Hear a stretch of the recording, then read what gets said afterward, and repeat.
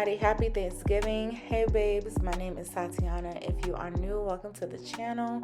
Alipearl has a sale going on right now for Black Friday, so be sure to check it out. All the information is in the description below.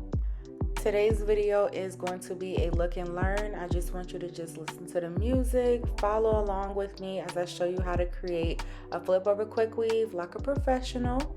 And I wanted to make sure that I created a foundation that anyone can do, as you can see.